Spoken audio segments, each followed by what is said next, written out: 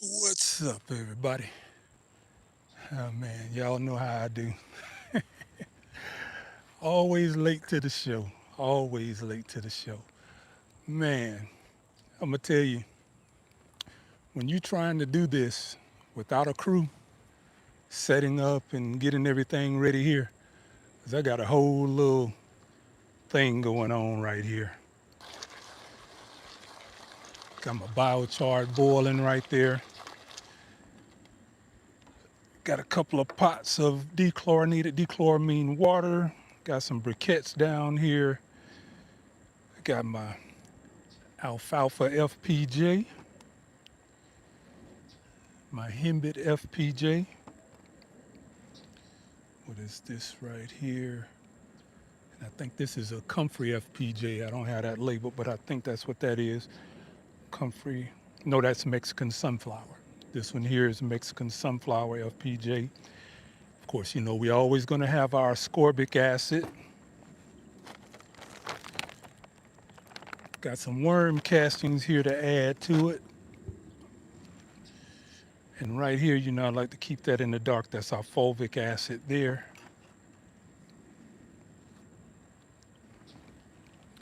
There's our fulvic acid.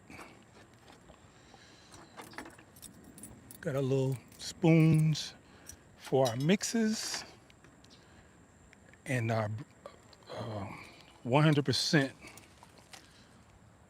100% raw lump charcoal. I don't know if you guys can see that down there. 100% raw lump charcoal. And I'm gonna set this down here for a second, and then I can talk to you guys for a minute before we get anything going. All right. So this is gonna be a short one tonight because we're not. I know Miss Linda is coming on at 8 o'clock, and I don't want to get in her way. So again, what I'm saying down here, we got a lump charcoal right here, and I've set my gloves down somewhere. So, hey, you know, like I always say, I'm always gonna be late. Let me see who's in here. Mike's Chaotic Gardening. What's going on, man? Let me see here. Try to get this thing to a point to where I can see who's in the room. How Gal, what's going on? I see my guy How Gal in there. Um, Let me go back down so I can see who's in here. Just want to speak to a few people before. Is that Ike Ramu? Ike Ramu? Czar? We're just going to say Czar. Send a $39 chat, super chat. I appreciate that. I really do appreciate that. Melinda sent a $5 super chat. How Gal? 199. Thank you, sir. Appreciate that. So let's say I'm gonna go down and I'm gonna speak. Deborah Queen Black, she's saying hi, and Sunny is in the room. We got Melinda D. Truman. What's going on? God's Desire. What's going on? Let's see. KT Barber. Let's see who else is in here. Spoke to Mike, and I'm gonna go and get down to the bottom of the chat real quick. So How Gal says, hi, buddy, I'm down to the bottom of the chat. So if you put something in the chat and I didn't see it, let's throw them in there again. Y'all know how I do, man. Like I said, you see all this junk I got out here? I brought all of this out, try to set this up. I'm not doing this anymore. We're going to keep this thing simple because my vision is way bigger than my wherewithal right now. But as you can see right here, I got my biochar boiling over here. And you might say, well, why are you boiling biochar? First of all, let me see if y'all can hear me. Give me some thumbs up in the room if y'all can hear me good. Make sure that y'all can hear me. Give me some thumbs up in the rooms. Let me see that. Yeah, okay. Dee Dee in the heat says yes. Broke Farmer, what's going on, Broke? Broke, I see you over there on Facebook, boy. You putting it in. I like that. Man, every time I pop in on Facebook, one of your reels or your lives, I mean one of your videos pop up. Keep putting in that work over there, man, because I'm telling you, a lot of people slipping on Facebook. So, YouTube is the main spot right here, but Facebook putting it in also. So I appreciate you over there, bro. I just had to give you a shout out on that one. Let's see who else is in here. Melinda H, she gives a thumbs up. So everybody's giving the thumbs up. Marpay, A. Hinton, what's going on? A. Hinton gives the thumbs up. How Gal says 5x5, boss. Let's see here. Dangerous Day says how Gal really stuck. Uh, that really sucks. Oh well, now I have to change the start over to knowledge Keith drops. Broke Farmer says, appreciate that. Hey man, you putting in that work, so I really do. I have to give you a little shout out on that. Yeah, they they're right next to the door in that black box down there. That's my wife out here saving me again because oh man, look at this thing here. It's the hummingbird moth right down here doing this thing right in the, he want to get in the show too. Let me see if anybody can see that. Y'all see him down there?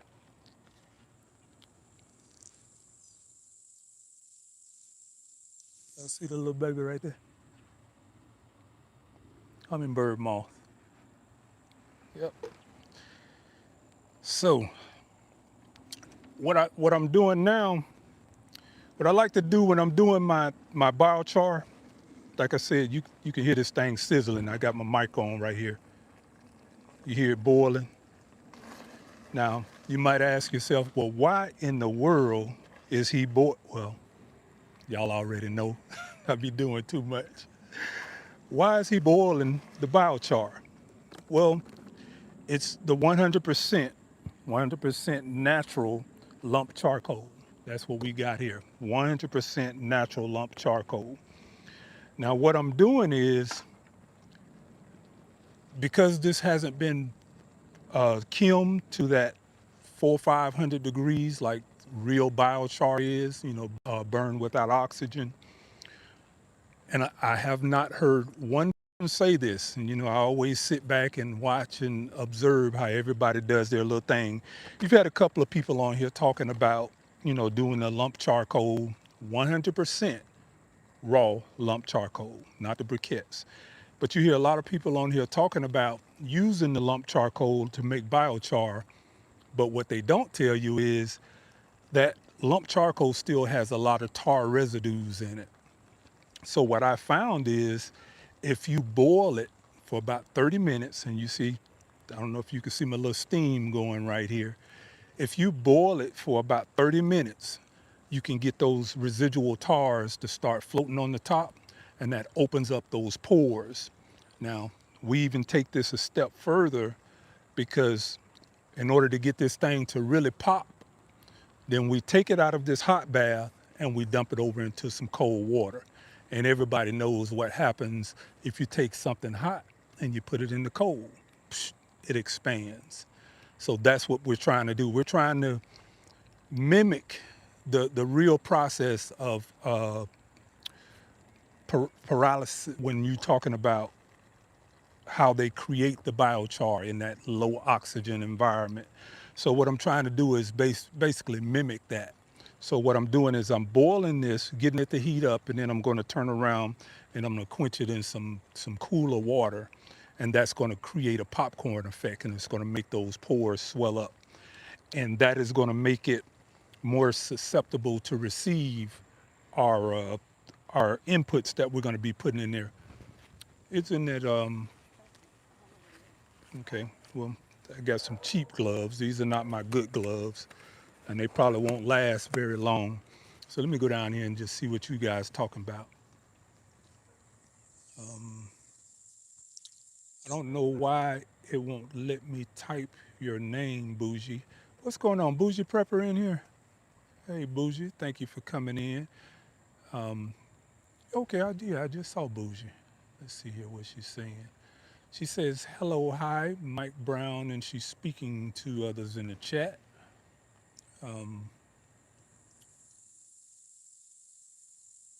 that's what happens. I don't know what, y'all got a whole nother conversation going in there.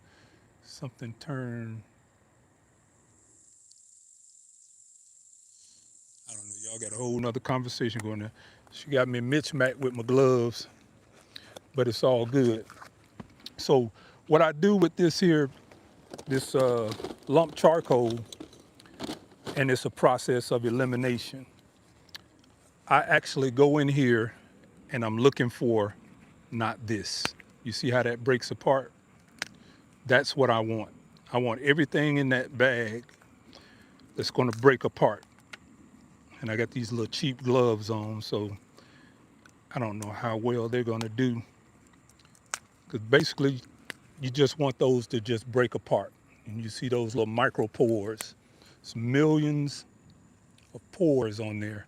And that's how you know it's filled with pores, because it wouldn't break apart like that if it didn't have all those pores in it. So that's what I'm doing. All of this is not gonna, you see how hard that is? We toss that over there and we go on to the next one. This is what we're looking for, these ones that just crumble. You see how they just crumble? That's what we're looking for. We're looking for those kind of lumps. And then what I have down here, it's some water in here that's been dechlorinated. Dechlorinated in dechloramine with our ascorbic acid. Y'all already know that's part of the routine around here. And what I have is the bottom of this. And so maybe this much at the bottom.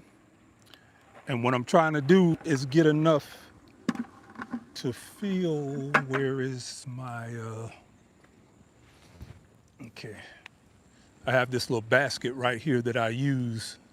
And this is how much it'll take to do a 4x8 garden bed. That's the average garden bed that we, backyard gardeners have, which is about 32 square feet.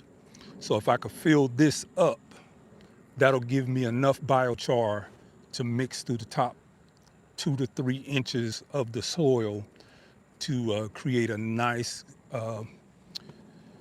inoculant for our biochar. So again, that's why I'm filling the bottom of this up. And it's dechlorinated, dechloramine water. That's what you want to use.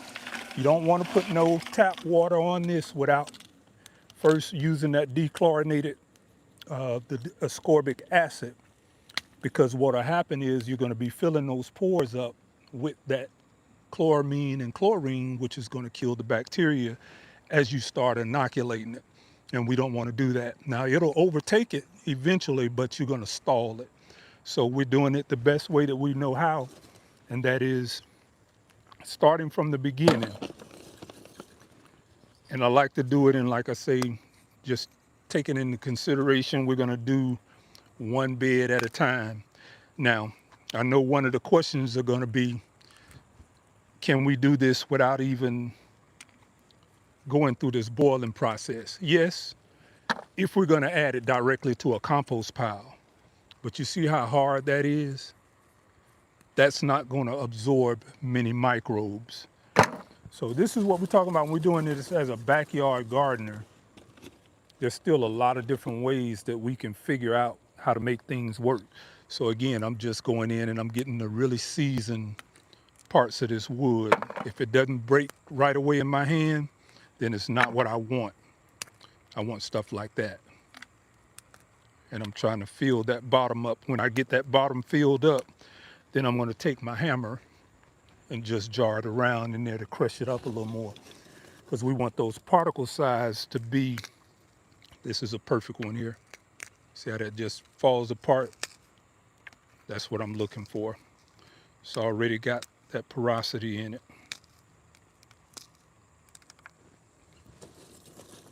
And also that water keeps down that dust, because that's something that you got to take into consideration also. Yep.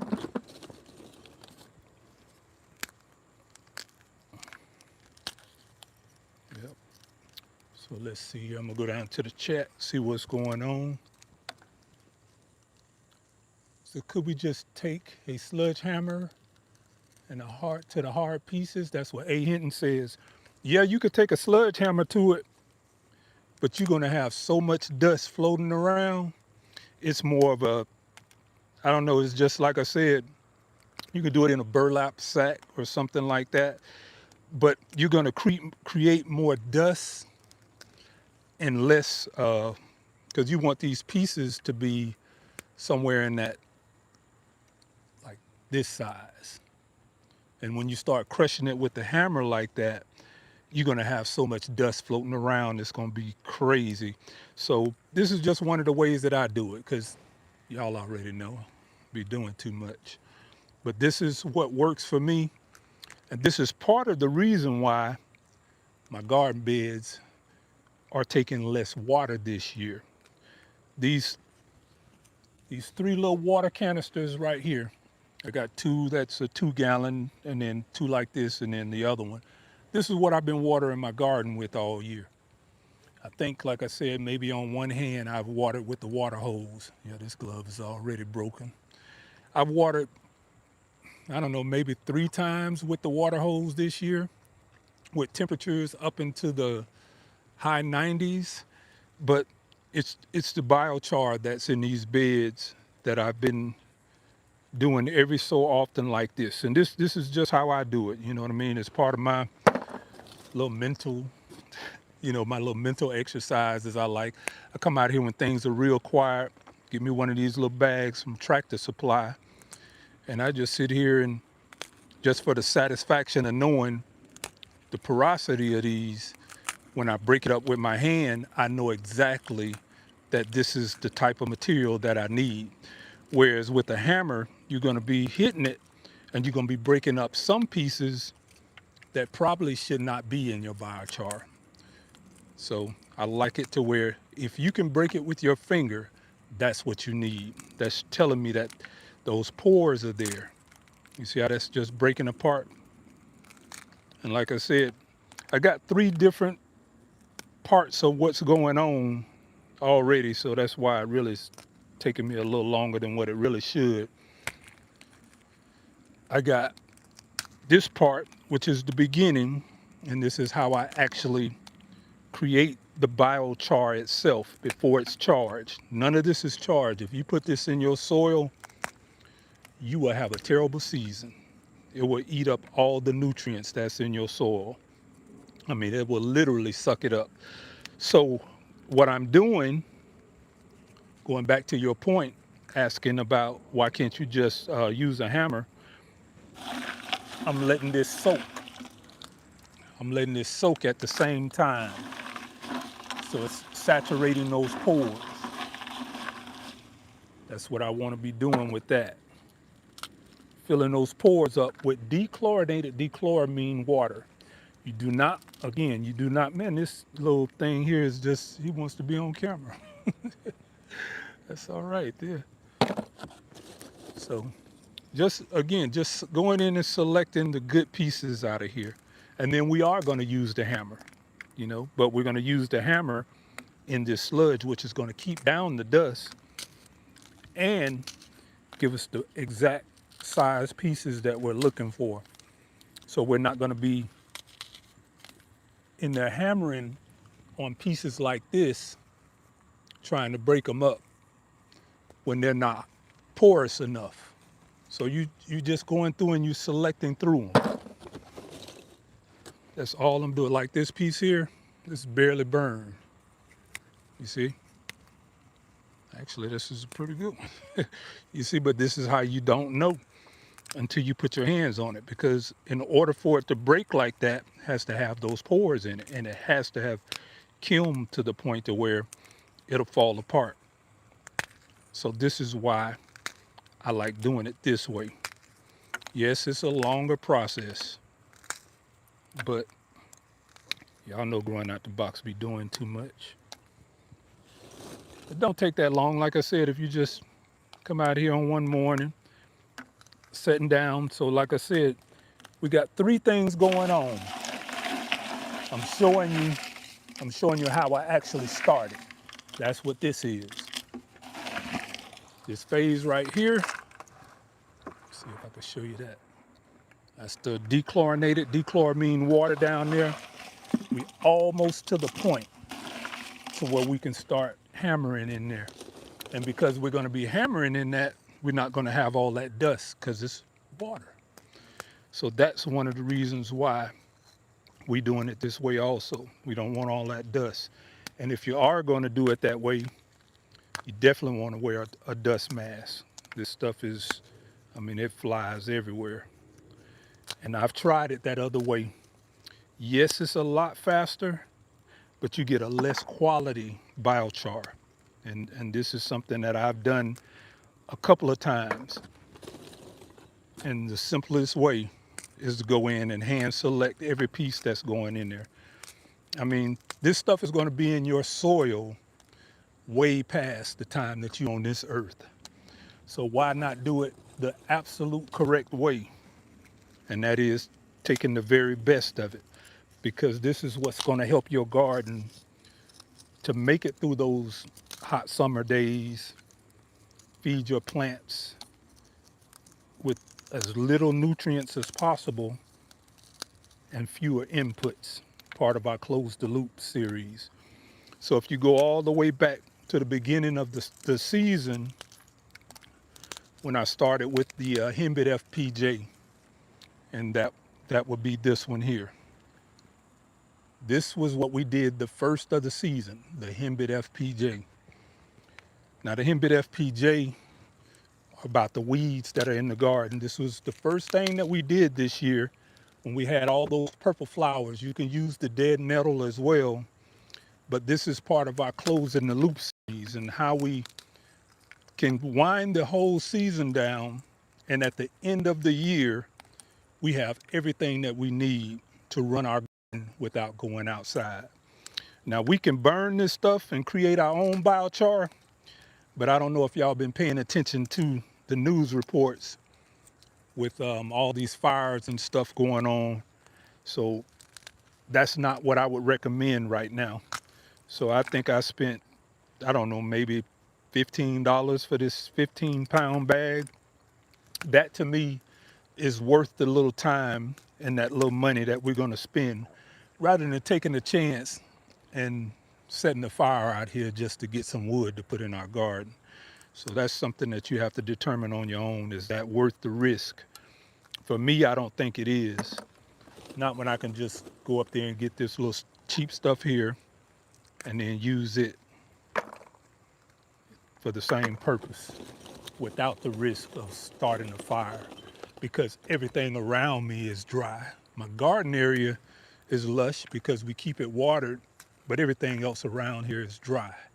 So the ambers that come from that fire, that could be the difference between you setting the fire. So it's not necessarily about your immediate surroundings. We also have to be thinking about how those ambers float in the air. And with all this dry around us, it can start that fire. So those are just some things that I think about before I start showing stuff like this, because I don't want to be a part of setting the neighborhood on fire. So I like doing it like this. It just makes sense to me. So we almost there. But I'm gonna stop this process and I'm gonna go over here and I'm gonna show you some of the finished stuff. And my wife is on the inside and she's gonna be so kind to bring me my pH meter that's sitting on the kitchen table, because I want to show you the pH of what we start with and the pH of what we end up with. So we'll get down here and read some of the chat.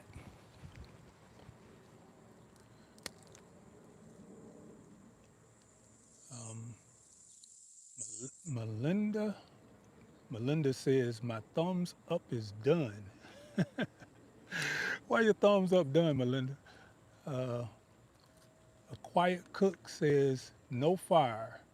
I'm in Cali. I don't need more PTSD.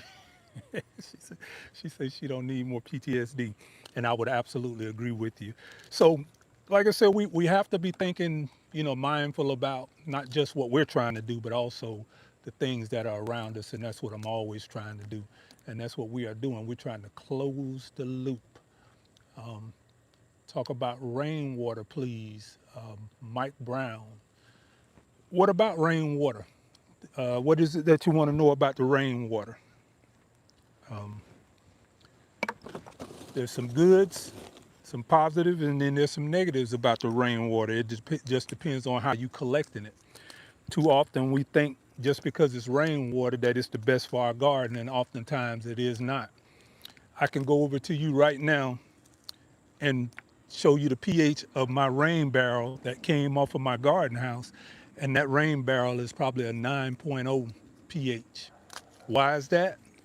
Because the asphalt's on top of that roof. It's picking up the contaminants from it, and that pH is going to change based upon how you collect your rainwater.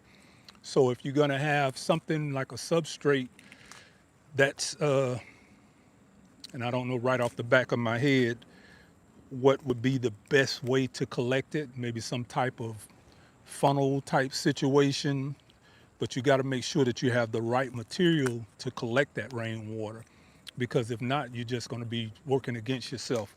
Because even with the rain barrel, right, as that water sits in that rain barrel, it actually becomes stagnant and anaerobic. So the benefits that you get from the rainwater is gone within 48 to 72 hours. The benefits to rainwater is gone. It's just like any other water around, because you got the native yeast that's in the air, you got native microorganisms floating around, and if that thing is open to air, it's picking up everything that's around it.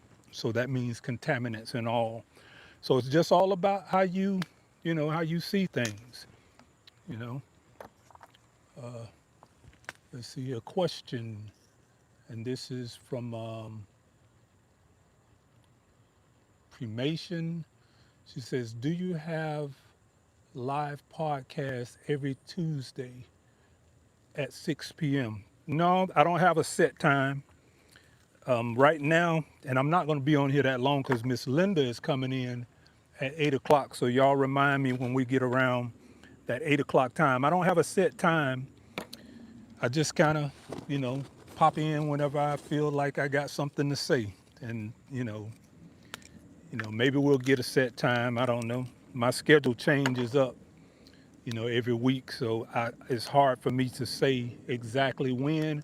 I just know most of the time, if I can do it, it's going to be in the 7 o'clock hour, which makes the most sense to me. So, and again, like I said, we got this. Thank you, darling. Huh? So, got my pH meter here. And what we're going to do, get that a little stir. And again, the reason why we're boiling this, and it's the one thing, I always look for the missing parts. When I do my content, it's not so much as that it's so different than what everybody else is doing, but what I try to do is I look for what's missing out of the content. So if somebody else does a video, and I've seen many of them on doing biochar, my question is, what's missing? Like, is it something that I can add to it? And if it's nothing that I can add to it, then I probably don't care about doing the video. But what I saw was a lot of people talking about using the 100% natural lump charcoal, but nobody talked about the tars that are still in those pores, because this is not burned to the temperature that real biochar is burned to. So what I did was put it under my microscope, and I discovered that in those pores, when you break this, you can actually see the pores, and you can see the tars that are in the pores. So what I said was, man, well, maybe we can heat that up and then do a quench on it to open those pores up and also get get that tar out of there. And that'll give more room for those microbes to house in there, because that's all your biochar is. Your biochar is not fertilizer. So I hear a lot of people talking about, the benefits of biochar, but biochar is not fertilizer. It's basically like a hotel for your microbes. And you all were out here when we were doing the fish amino acid or the fish hydrolysate. I call it either one, but when I was doing my fish amino acid, the difference between the fish amino acid and the fish fertilizer, this is, again, something that I've never heard anybody talk about. Your fish fertilizer is what I'm going to be adding to this. And yeah, it stinks. Fish amino acid does not stink. Fish amino acid really has no smell to it. It smells like a wine. And the reason why this smells a little different, or this performs different, I should say, this has no biology in it. I'm going to say it again. Fish fertilizer, fish emulsion, is pasteurized. It has no life in it, relatively no life. You can pasteurize, you're not going to get it all out, but we're going to say 99.999% is pasteurized. Now, is this stuff good? Absolutely it's good, but it does not compare to making your own fish hydrolysate, which is what we showed you, I think 2 lives ago, the fish amino acid. All the fish fertilizer is the food. And I like to use the analogy of a restaurant. This is like the raw meat. There's no chef, there's no cook, there's no one to serve it. It's simply raw meat. That is what your fish fertilizer is. It is the food. Like you just diced up your chicken, you got it ready, it's already been processed. That is what this is. Now, what we're doing with our biochar is we're going to inoculate our biochar with our Mexican sunflower, and this is biology. This is not fertilizer, this is biology. These are microbes in that. We got our Hembit FPJ, pH 4.1. It's probably about a 3.9, 4.1. It'll move around as it cures. And this is our alfalfa FPJ. That's a 3.9. That is naturally brought down by the microbes in there, the lactic acid bacteria in here. Your fish fertilizer is acidic, but it's acidic because they add citric acid to it. It is not acidic because the microbes are in there. They add citric acid to it to stabilize it for long-term shelf life. There is no life in your fish fertilizer, this fish emulsion. I never heard anybody say that, but that's what happens when you start, doing a little research on things. So everything that we need to make that fish fertilizer work is in these jars. These are microbes. This is a community of diverse microbes, and we're going to add all of these in along with our fish fertilizer to our biochar. So I'm going to turn this on. It's my pH meter, and I got my little chalky hands. My wife brought me the cheapest gloves in there. And we're just going to check out the pH of what this lump charcoal is. And I'm going to check it out first.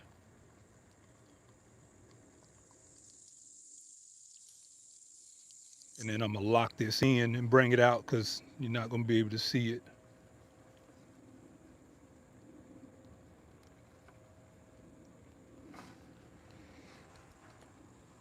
Let me see here.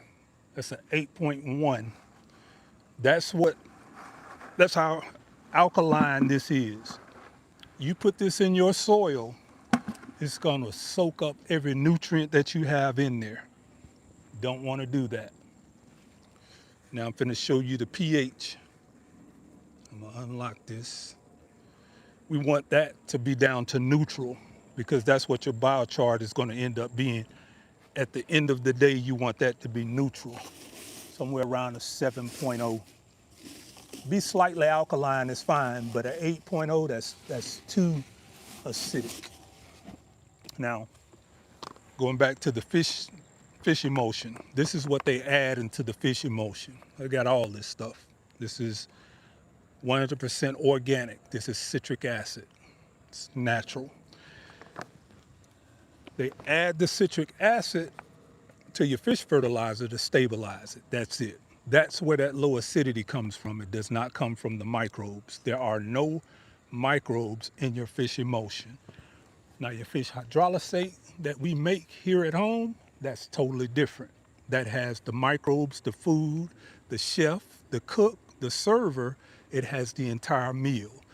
That's why I encourage you guys to try to make your fish amino acid. So let's see here. Now this here is what I have. This is some finished biochar. And it's like a wrung out sponge. And you'll see like, well, what is that grassy looking stuff in there? That grassy looking stuff is there. That's the solids from our FPJ. So what I do is I try to inoculate my biochar with the FPJs that we use. So if I have an FPJ, let's say the Himbit, the leftover solids, after we strain it, I'll take that and add it in here. Immediate inoculation. So you don't have to worry about the indigenous microorganisms coming down and colonizing it. You are adding them to it right off the beginning. This is what our finished biochar looks like. This finished biochar here. See, it's still moist, like a wrung out sponge. Now, what I like to gauge is,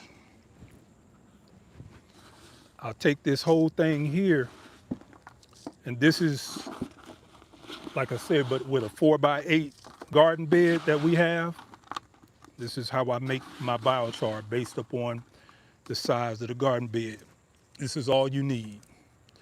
5 to 10% of whatever it is that you're adding this to, no matter what it is. So don't ask me if I got a 42-inch bed, how much do I put in? If I got a 72-inch bed, how much do I put in? 5 to 10%. That is I'm always going to tell you about percentages, because if you do percentages, you can never go wrong. If I started telling you about the weights and the size, then I have to do that for every single person, and that's just unrealistic. So this little bowl right here, this is about a gallon. This will do a 4x8 garden bed, and that's going to be the top, let's say 2 to 3 inches that we're going to mix that in, and then we'll cover that up with some mulch. So this is our finished biochar. So let's see, we've been boiling here, and then I know that's what we were gonna do. We're gonna test the pH on this. Let's see here. I'm gonna wipe this off. Then I'm gonna come back down there and check out some of the questions. So right now we're at the ambient temperature 77 outside, and it's reading a 5.2, and I'm gonna just mix it in this water down here. That's my tap water. Went all the way back up to that 7.5. So now we're back down to the ambient temperature, 6.6. This should be basic. So we're talking about a pH of a 7. That is our ultimate goal. And we are 7.172 right now. And it's going to be slightly alkaline, because this is a straight carbon source, is what you have here. 7 point, let me see if you can see that. And I know that's backwards, but we right now at 7.4. So that is what our biochar is. So you have to always take into consideration that no matter what you do, that biochar is not going to go on the acidic side. It's going to always stay neutral to slightly alkaline, and that's perfectly fine. You cannot use it on blueberries. You cannot use it on azaleas. You cannot use it on anything that likes acidic soil. That's just as simple as it is. I would not do that. So that's our finished biochar. Now, what I want to do now, where's my other bucket? I had two. Did I bring my other bucket out here? I did not. Okay. Oh, I'm sitting on it. That's the one we're using. So I'm gonna come back down here and read the chat real quick. At 118, because biochar has ash in it, it raises the pH. That's what G Mama Grows says, absolutely. 2 minutes, A. Hinton says 2 minutes. Sorry for shouting. Okay, 2 minutes. So what time is it? Somebody put the time up in there so we'll know, because I don't want to step on Miss Linda's live. Gina versus Gina, what's going on? Mike Brown says, thanks for the info, Keith. I really enjoy your channel. Thanks. Bougie Preppers, it's okay, 7:58.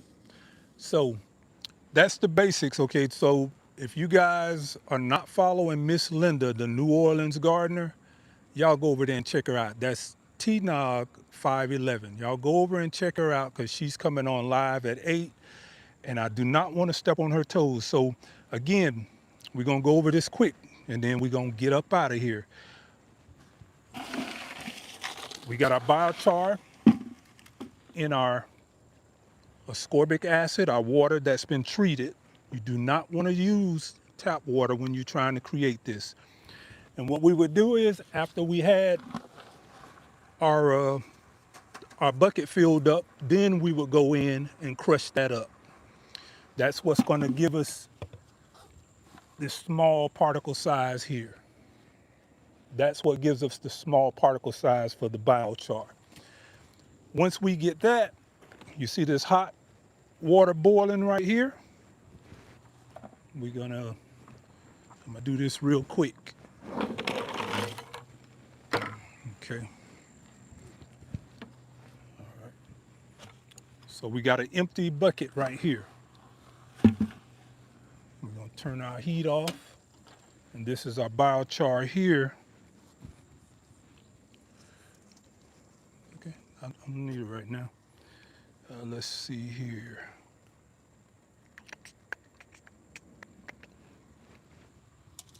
And in these containers here, I already got treated water. So what I'm gonna do is this hot. Okay, I can do that. We're just gonna go over here and we're gonna dump this in our bucket.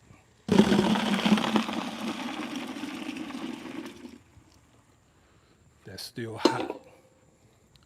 And then what we're gonna do is we're gonna quench it. Put that cool water in there.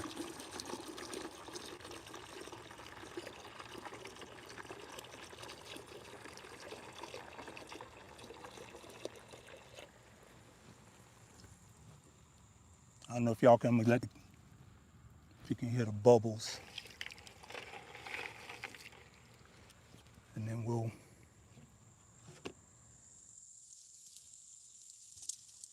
take our other little thing here.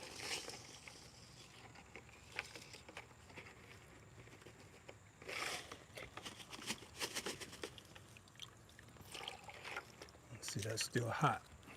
And then we scoop it out with that. And it should be going to the bottom.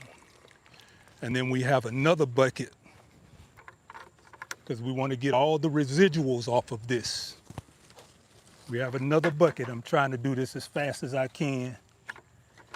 Got another bucket right here with clean water. That's what this bucket is, has clean water in it. And that has our water with our ascorbic acid in it, and then we are quenching it. And this is how we get that alkalinity off of it. We're trying to get as much of that wood ash off as we possibly can. And you can already see we've been moving this around in that water. And I want you to see how clear it is still. You see? That's the reason why we boil it. We're getting all that residuals off of it. This is clean biochar now. This is clean biochar. All we have to do now is inoculate it. So we'll do another video maybe on Friday if you guys want to, and then we'll come back. But you see how clean that water is? That's what happens when you boil it, because we're boiling off all those tars, and we've rinsed it a couple of times before we went in there. And that's how we knock that alkalinity down. But right here, got good biochar. So until the next time, we're growing out the box over here. All right, let me see. I'm jealous that you got tomatoes to grow. Hey, Hinton. Okay, yeah, ain't nothing dead over here. Everything's still growing over here. So again, y'all go over and check Miss Linda out, the New Orleans gardener. So we're not going to the lights out. We're gonna come back on Friday, and we're gonna go ahead and inoculate this, and we'll have time on Friday. So until the next time, y'all keep growing out the box.